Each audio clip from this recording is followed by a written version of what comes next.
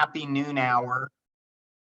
I should ask everybody or tell everybody we're hoping to record this so that those who can't attend can have the benefit of going back and getting the information. But welcome everybody. I'm Doug Levy. I'm the state lobbyist for the Washington Recreation and Park Association, and I want to also welcome our tag team partners in putting on Great Outdoors Day, Washington Wildlife and Recreation Coalition, and Christine Mahler and her team.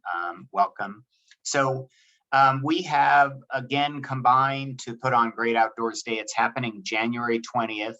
And one of the things we've been trying to do for a number of years is not only have you come and usually you come to Olympia. This year you'll come virtually, but we want to arm you with good information about the lay of the land with the legislature and what they're working on and the perspective they're taking and putting together their budgets and looking at outdoor recreation. And so this is the second of our 3 legislative webinars, and we're just delighted to be joined by State Representative Cindy Ryu from the 32nd Legislative District. And she's got a couple of outdoor recreation roles she can speak from. One is her committee. She chairs the House Community and Economic Development Committee, which has things like state parks under its wing. And then she will be the Democratic lead for the Outdoor Recreation Caucus, which meets at 7 in the morning every Thursday during the legislative session and discusses all kinds of outdoor recreation bills. So welcome, Representative Ryu. And we're also very pleased to be joined by Representative Peter Abarno, who is actually in his very first term in the legislature, but already the number 2 negotiator for his House Republican caucus on putting together the capital budget, which for those who don't already know, the capital budget has tended to be a really bipartisan piece of work in the legislature. And that's a testament to they typically have about 8 of them who negotiated, and that's a testament to all of them that we can say that. So we have these 2 as speakers. I think they've tossed a coin as to who's going to go first, but Representative Ryu is going to talk to you through the lens of her committee and the Outdoor Recreation Caucus.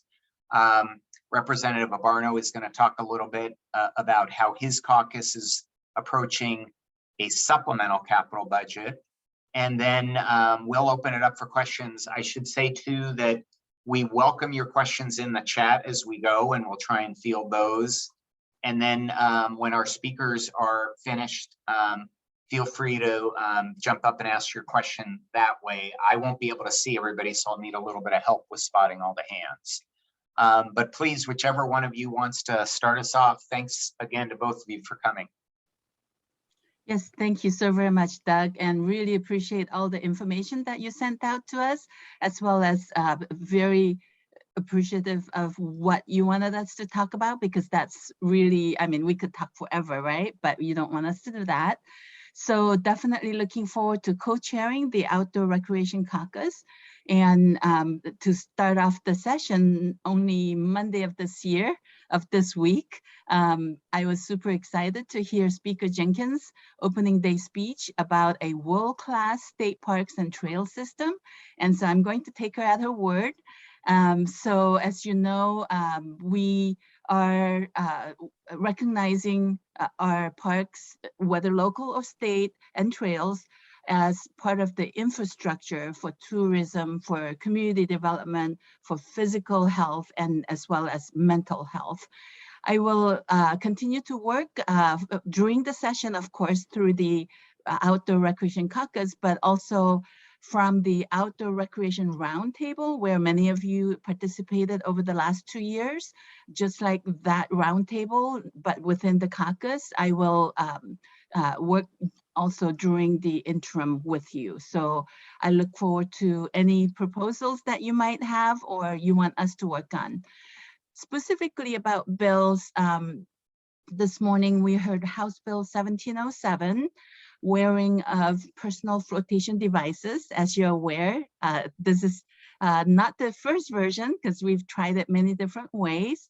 And the hearing went quite well. So thank you, Doug and others, for coming to testify. Really appreciate your, not only your support for the bill, but also all the background work that you've done with me over the last 2 years. Another couple of bills are proposed to eliminate the Discover Pass, but I won't be scheduling either one of them for a hearing until I know that, in fact, there is a definite replacement funding source that is guaranteed, basically. Let's see, I am a co-sponsor of one of the bills that are your priority bills, which is House Bill 1025 for local parks funding options. So I hope that keeps moving this year. Other than bills, there are also, we get to work on provisos and budget items. So for my number 1 and number 2 is the WTA budget proviso request for the Emerging Leaders Program, expanding equity in the outdoors. So that proviso has already been submitted, and Senate Democratic Representative to the Outdoor Recreation Caucus, Senator Nobles, is also submitting that request.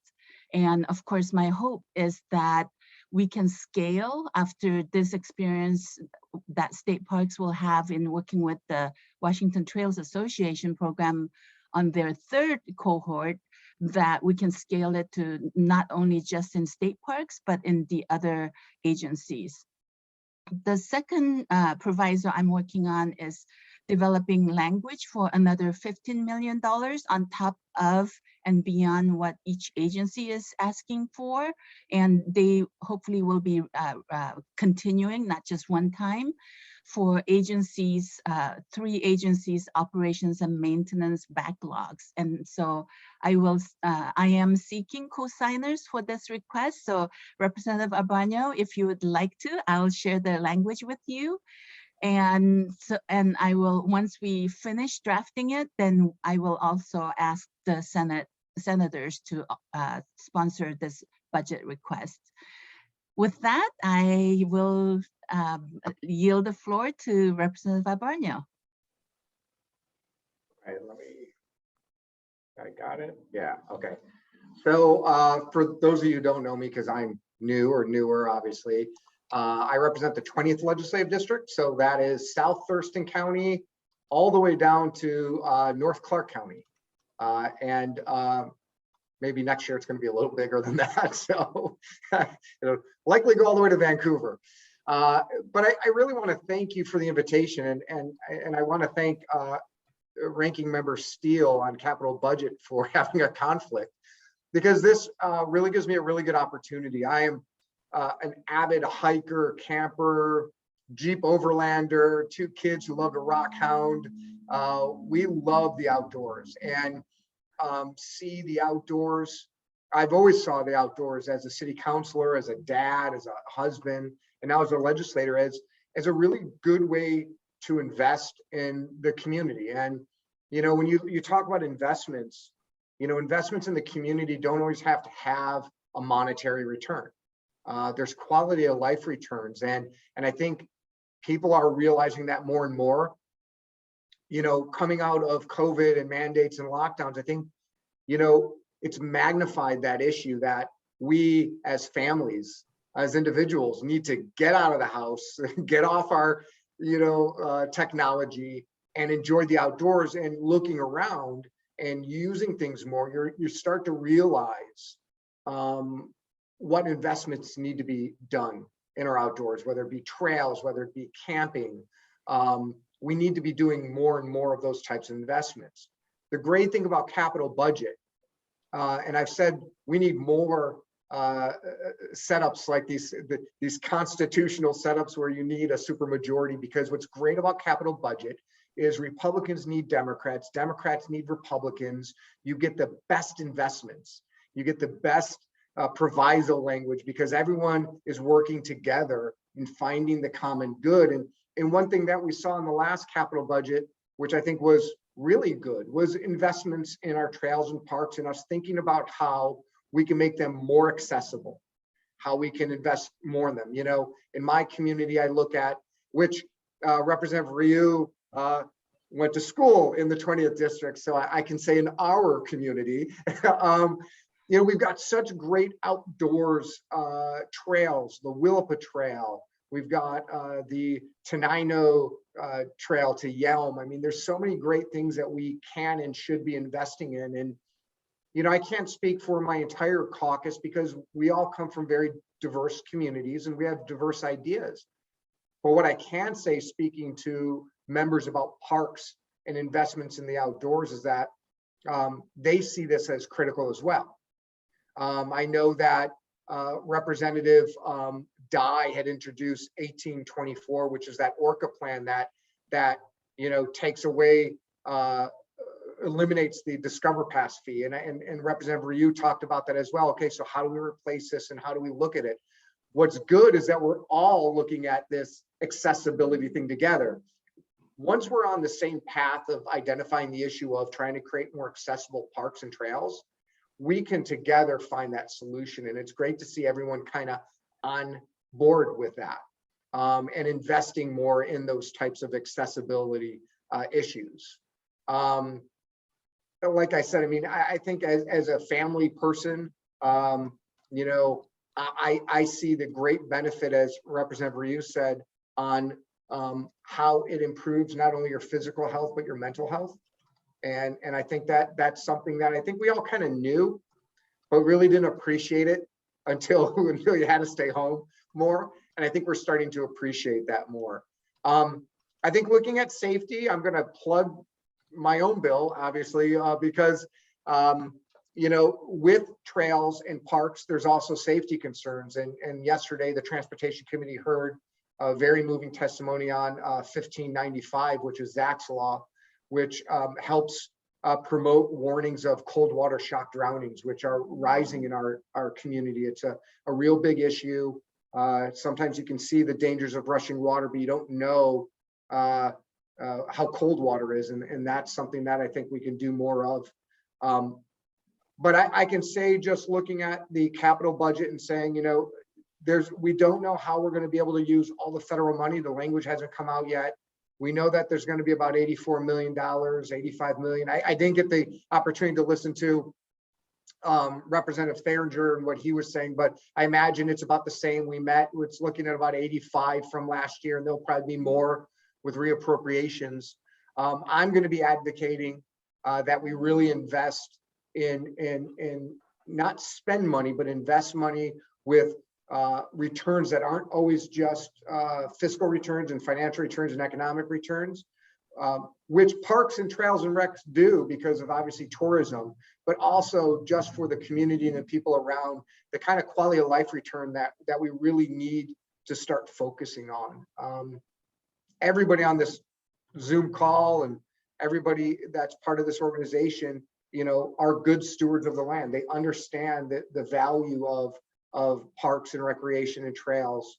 The goal is then, how do we invest our limited resources to make it even better and get the best bang for our buck? And I guess that's, you know, part of what the job of capital budget is to find those solutions. But what's great about it, and again, always a plug for capital budget because it's a great committee, is that you get to do so in such a bipartisan manner that we don't often see in other committees, we don't often see in the general public, but really legislators working across the aisle to really improve our communities. So excited to continue working with you on all these different issues through capital budget and, you know, in the Environment and Energy Committee, which we often will see some of these things. So. Great. Representatives Ryu and Abarno, thank you very much. I want to be able to have lots of time for questions.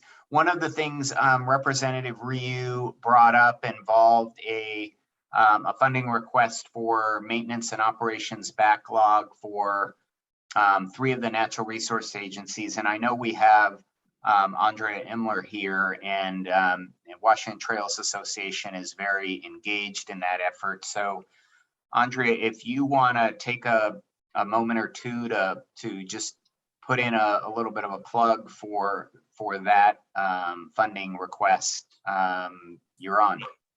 Sure, thanks, Doug. Hi, everybody.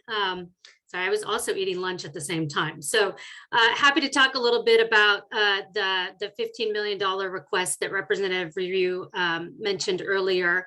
That is an effort, an advocate-led effort with Representative Ryu's leadership to add $5 million to each Washington State Parks, Department of Natural Resources, and Department of Fish and Wildlife's operating budget request this year, on top of what they are already seeking. And it's specifically geared to reducing the maintenance backlog for recreation associated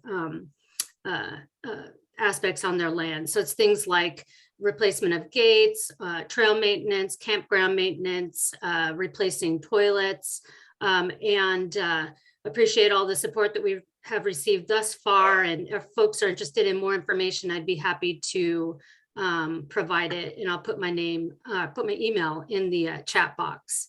But that would be an operating request for 15 million. Thanks, Doug.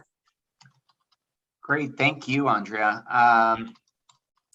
Other questions, other things people want to talk about? We've got these two great members here, so don't be shy. I see some questions in the chat. Did you want me to address one of it, which is Sure. the local? Okay, great. So the question from, I believe it's Roxanne, is about local regional parks, how they fit into that world-class statewide system.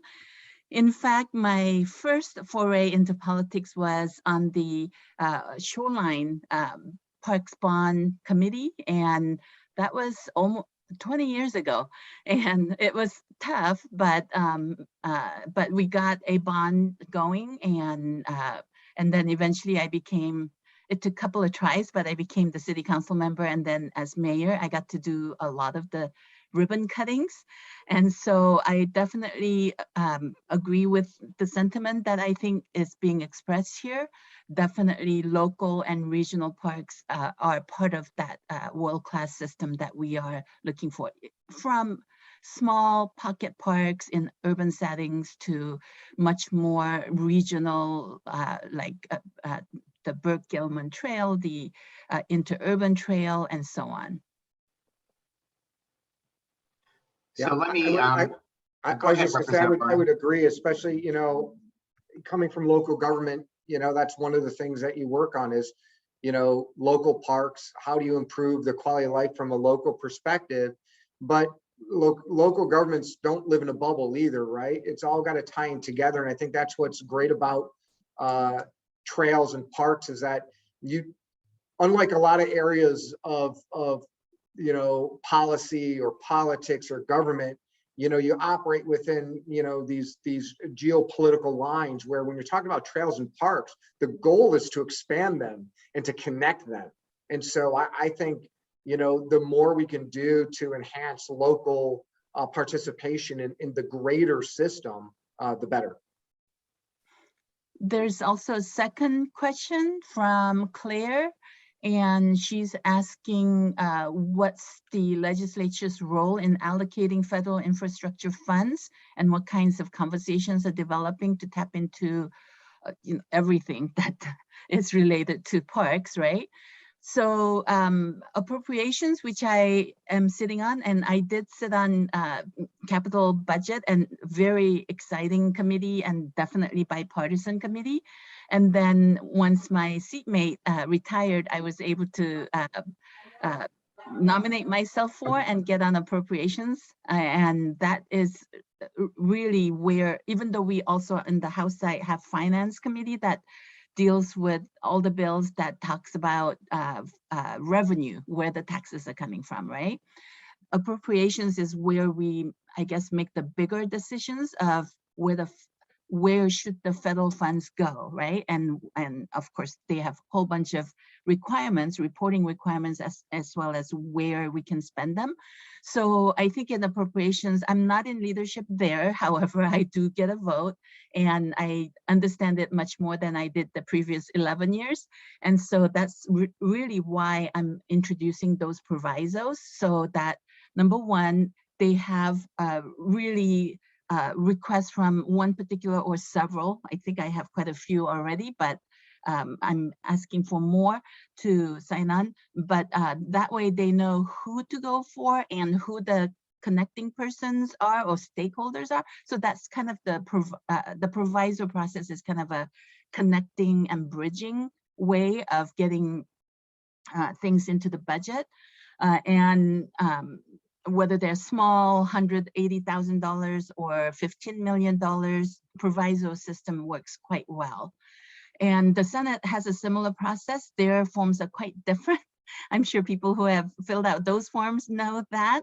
So I like our system much more, but definitely the budget workers, leadership, as well as the staff have been working a long time, even before we started meeting earlier this week, on where the different buckets are, what the source is and what the requirements are. So that is an ongoing conversation. But toward the end of this month, and even though the deadline might be early February, toward the end of this month is when they start gelling it, right?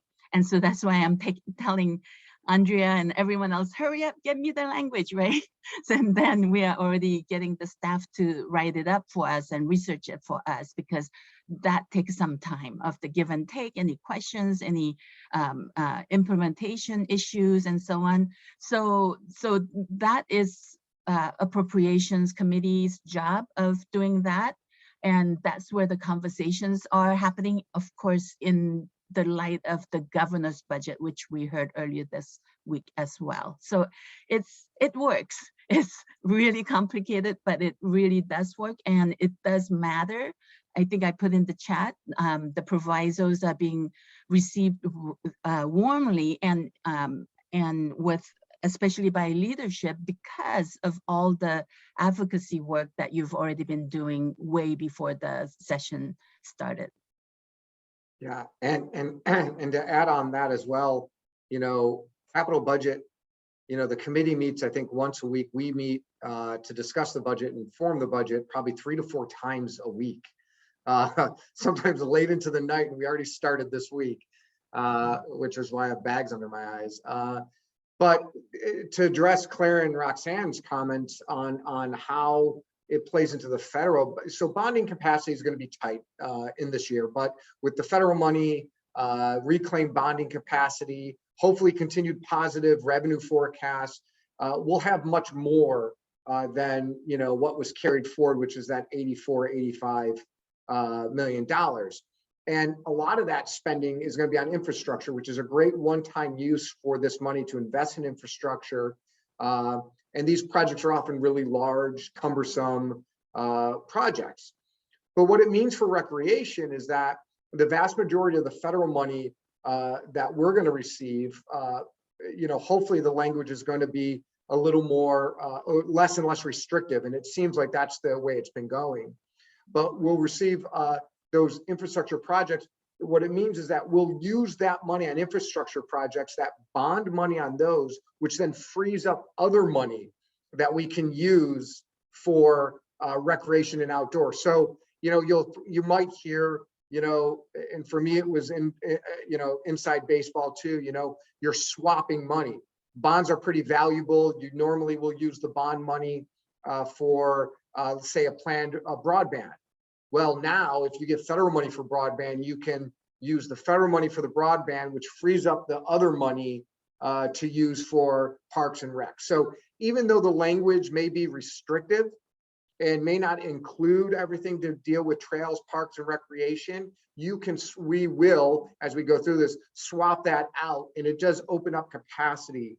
And again, I would agree 100% with what Representative Ryu said. I mean, I think there's a real thirst and interest in supporting parks and recreations in the outdoors. And I think this is where you kind of strike it when it's hot, because with proviso language, you don't have to go through the rigmarole of passing bills. You know, the committee has to agree on it, fits within one of the buckets. And I think you can get things done much quicker that benefit communities in a fast, probably more meaningful way. Absolutely. And part of that freeing up the money is really helpful, because many times federal funds have match requirements. And so, you know, when you have that match available, the more likely you're going to be, we as a state are going to be able to access that federal funding. So it's a great system, and nice to have legislators on both sides of the aisle and across the rotunda too. We can't, we need to say good things about the senators because we need them too. So definitely a great topic, especially outdoor recreation, because it is a nonpartisan issue. And so I am very excited to be working with Representative Arbano as well as his colleagues on both the Outdoor Recreation Caucus and also with you as well.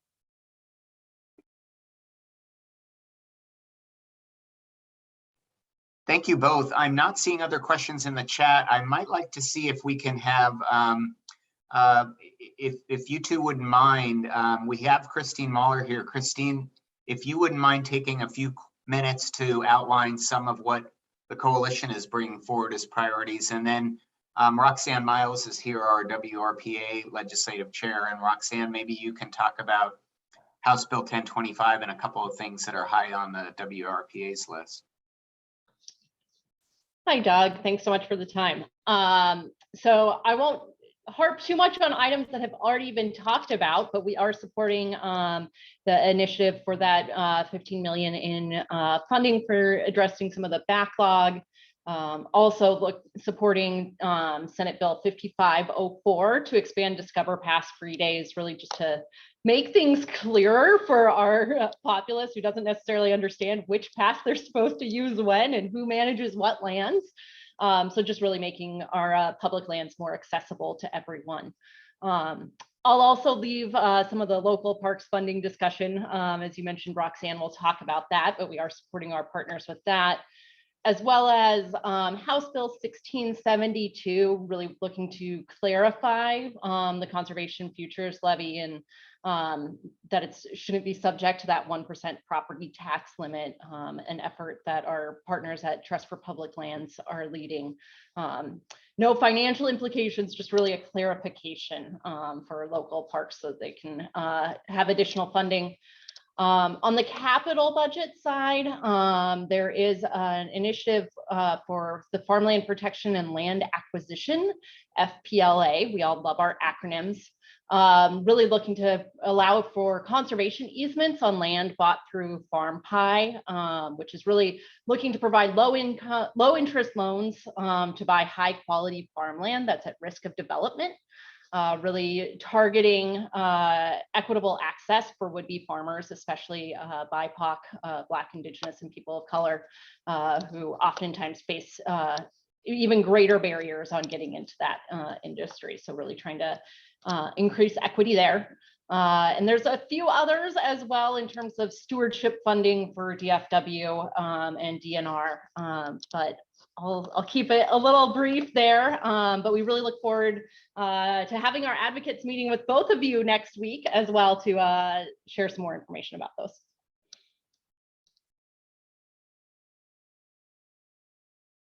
Roxanne, you want to jump in? Sure. Thank you. Thank you both for being here and for what you're doing, your passion for all things outdoor to get all of us out as much as possible. You know, I'd say there's probably one bill that we're directly, sponsoring and behind and working with the sponsors on, but there's a lot of things to support that continue moving forward from the great work last year. We do have House Bill 1025, and it will be up for hearing actually next week in the House Finance Committee, which is where it kind of left off last year. But, you know, the important part is being able to let voters authorize for themselves really that 1/10 of sales tax. There's so many things that can be done for the community with that.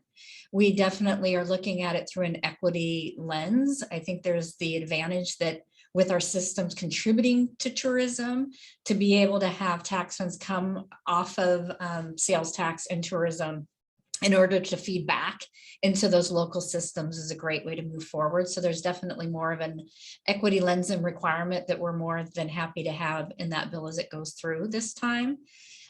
giving an extra tool, especially to areas of the community where they don't have a big population base for, property tax. It allows them to have quite a bit of sales tax support, especially when folks are utilizing the public lands there. So any, more questions that you have, I think you, Senator Rio, have been very familiar with that. So great. We are supporting the derelict vessel request. Most of us do when we have vessels abandoned in our waters, turn to that resource and that pot of funds that definitely runs dry on us before the issue is really resolved. So we're thankful for that. And there's just a number of other things. There were a lot of task group forces that were established last year that are continuing forward. So we're really looking to see what the recommendations are coming out of the Park RX pilot work that will be presented back, that report to the legislature. We're definitely all in with looking at how to apply climate change solutions in our park systems. The update that RCO is doing to the SCORT plan and the trails plan, that's where that database is a really big piece, because I think that's outdated, and not having a current plan at the state level that really acknowledges where we are doesn't make us as competitive for some of that federal funding. So we're really looking forward to working with RCO and getting that launched. And I think the foundation or hope is that not only would be a baseline database for planning, but there could be some forward piece to it, public facing piece to it. And I actually know that the Washington Tourism Association is trying to figure out how to do that through a project as well. So it can really do exactly that, serve our local community, but also drive tourism and return resources into the state. Also, I know, RCO, we're working closely with them on their equity assessments, looking at health and sport fields, and even, that smaller grant program for jurisdictions that don't have a size and scale where they compete very well for those grant buckets. So we're all on board to work together towards what makes our communities better. So thank you for that. Great, thank you, Roxanne and Christine. Do we have any more questions for these two? Actually, if I may comment a little bit on what Please do. Roxanne thank you.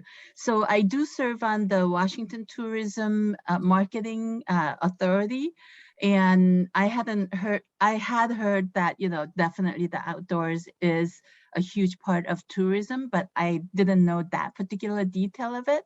So at some point, Doug, if we could plan on a work session, especially because we do have a new member on my committee, that I think looking at the whole landscape of where parks, also, fortunately, we have economic development and community development and tourism in our committee. So I think, can hold that work session within my committee. So one more thing for you to do, Doug. Yeah, but those are the fun things to do. So yes, they are. got it noted, Madam Chair. Thank you. Yeah, well, so glad that you sit on that committee and see both of those views, because I think the TREAD project, which is the public facing, has been one thing, and RCO has been another. And there's just a wonderful opportunity, I think, to have them work together. So we're updating the systems in a way that they stay lockstep. And I want to thank Representative Abarno, who was part of that group that approved the money to launch the Trails database, because I think our two legislators have been making the point that we want to have these trails connected. We don't want to have gaps. We sure as heck don't want to have redundancies in trail systems across city or county lines. So other states have had these databases established, so they have a very good feel for where these things are. We're a little behind in that respect. We consider ourselves a national leader in lots of ways, but on that one, we have some catch up to do. So really appreciate our capital budget writers including that last session. If there aren't extra questions, I want to make sure we're not keeping our members from lunch, but do we have anybody who wants to ask a question? I think I heard somebody. I do have a question, Doug. It's Cynthia Wilkerson with Washington Department of Fish and Go Wildlife. ahead, Cynthia. Yes. Nice to see you, Representatives Rio and Abarno. I just wanted to really thank you both for your leadership and the acknowledgement, and just really appreciating the acknowledgement right in this moment, as you've spoken about outdoor recreation being something that's bringing us together, and it's very ingrained into the Washington way of life and quality of life, and that recognition, and the recognition that we need to get better at access and equity, all of those things. And I'm just really excited about the opportunities in front of us, and wondering if there's anything that you're hearing about resistance or concerns, or things that we can help to support and deliver messages so we can all succeed together better. Yeah, so definitely working together helps. And I think also the outdoor caucus, outdoor recreation caucus becoming much more active, I think will be helpful. And even though my committee doesn't get your bills, I think especially through the lens of the advocates presenting to my committee will probably help put that in perspective, that there's more than just state parks, which is the only committee that comes to my only agency that comes to my committee. So I think showing that interconnectedness to everything, right? And yet at the same time, our legislature is kind of siloed in who can hear which bills and which route it goes and so on. So I think it's upon us to make that, tell that story of how interconnected we are and how we must make those investments, and whether we can easily show the return on investment or not. Our attempts at trying to describe the ROIs, I think really is helpful when we have to make those really difficult decisions in the last few days of the session, especially in Appropriations Committee, and as we negotiate every single budget. Yeah, Cynthia, I just want to say, I mean, one of my favorite things to talk about is how the outdoors is really woven into the fabric, that history and tradition of Washington, that it doesn't matter where you come from, there's just this universal love for the outdoors. But one thing that I think human nature does is, you're either a left side brain or right side brain kind of person, right? And I think sometimes we have difficulty talking to the other brained person. I always try to find out what somebody's love language is. And I tease about that a lot, but it's so true. There are members of my caucus as well as the Democrat caucus that, they're thinking more economically. Others are thinking more passionately. Some are thinking with their heads, some are thinking with their hearts. I think when you talk about the outdoors and trails and tourism, I wouldn't, they're not mutually exclusive to talk about how there's return on financial investment as well as a return on quality of life. And I would just urge, especially as we talk about potentially, raising caps on taxes or allowing local governments to have the ability to increase tax. I mean, the voters do that, but that always causes some consternation with some members of, especially my caucus. So I think it's important to talk, and I think Representative Ryu, I think maybe you mentioned it or someone else, is that, as we work on these bills, talk about, while you may increasing some of these lids or allowing the locality to raise money, it's an investment that has a return. And I think it's important to talk about both sides of why parks, trails, and recreation are so important on both sides of economic as well as quality of life, right side, left side brain things. Yes, talking about right side, left side. It's also, I think a couple of you already mentioned it, definitely, and at the agencies, you're also talking about DEI, right? And access by traditionally, communities that have not traditionally accessed, especially, for instance, water recreations, right? And I think I might have mentioned during the hearing that my water experience is now limited to when my non-Korean American son-in-law takes me out on the water. And of course, I got my life jacket on. So that is really helpful when you can put into context. And that's part of the reason why I was so enthusiastic about the WTA's Emerging Leaders Program, that we not only ask them to participate, but also volunteer to and actually step up to be part of the staff, be part of the leadership, be part of the volunteer groups that are meeting to make sure that it works for everybody. And so please bring people who you think might enjoy, even though they might not have thought about it. Bring people of color, people of various economic situations or even ages to come to the table and participate, because we have to look at it in the whole ecosystem as well as serving as many people as we can. I might add to Representative Reeves' comments, another, the Senate Democrats designee on the Outdoor Recreation Caucus this session is going to be Senator Tawana Nobles. And for those that attended some of our pre-Great Outdoors Day sessions last year, she was on, and Representative Ryu, she had a great story she told about how Mayor Woodards of Tacoma invited her to go up skiing, and Senator Noble said, "Oh, great, I'd love to do that." And then it occurred to her that she'd never skied and she didn't know what she was supposed to wear skiing, and she had a great time.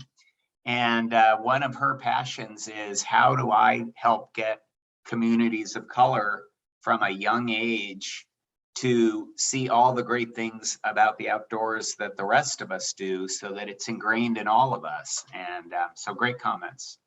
Yes, I wore jeans to my first downhill skiing experience, and that was a mistake. Do we have just a minute or two left. Do we have any other questions for our two speakers? If not, please join me in just really giving a warm round of, I guess we can do the fake clap for, or yeah, the handshake for Representative Ryu and Representative Barno. We so appreciate both of you coming and talking to us and giving your perspectives. And we hope you two and everybody else has a great rest of your day. Thank you.